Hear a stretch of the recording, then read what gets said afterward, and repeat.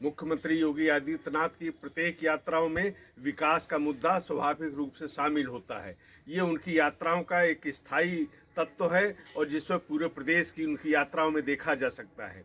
मैनपुरी यात्रा में भी ये दिखाई दिया। मुख्यमंत्री गत दिवस मैनपुरी गए थे। यहाँ पे 411 करोड़ से अधिक योजनाओं का उन्होंने शिलान्यास और लोकार्पण किया। इसमें 63 योजनाएं शामिल थी।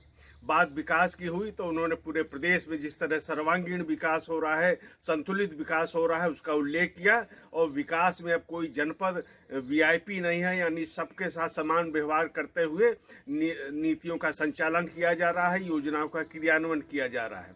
मैनपुरी यात्रा में विकास के साथ एक दूसरा पहलू भी शामिल था। यहाँ योगी आदित्यनाथ ने पूर्व केंद्रीय मंत्री माधवराज सिंधिया की प्रतिमा का अनावरण किया। हेलीकॉप्टर दुर्घटना में उनका निधन हुआ था और वहाँ पे उनको एक सम्मान प्रदान किया गया है प्रदेश सरकार की ओर से। और यहाँ भी इसको विकास से भी ऐसे जोड़ा कि मुख्यमंत्री ने कहा कि इस पूरे स्थल का सुंदरीकरण होगा, एक अच्छे पार्क के रूप में विकसित होगा। पहले से जो उनका स्मारक था उसको और भव्य रूप दिया जाएगा। ये बात जब माधवराज सिंधिया जी की बात चली तो गोरक्षपीठ से ग्वालियर राजघराने से संबंधों का भी एक चर्चा लोगों के ध्यान में आई।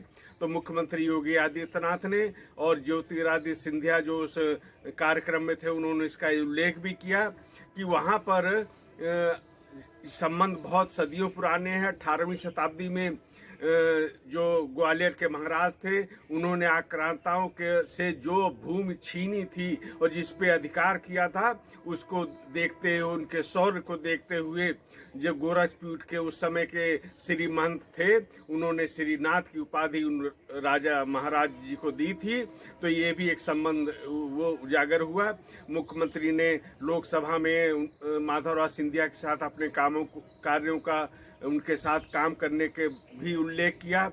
किस तरह माधवराव सिंधिया जी में सबको साथ लेके चलने की क्षमता थी। वो उदारवादी सोच के थे और सबको साथ लेकर चलते थे, सबका विकास चाहते थे।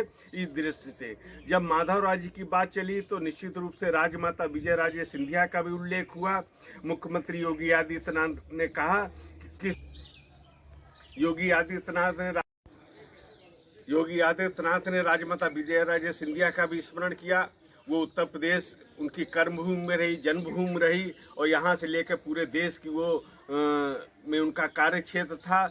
वो उन्होंने राजमाता विजयराजे सिंधिया ने अयोध्या में भव्य राम मंदिर निर्माण का सपना देखा था। उसके लिए वो कार्य करती थी, उसके लिए लोगों को प्रेरणा देती थी और लोगों जो इसके समर्थक थे उनका नेतृत्व करती थी।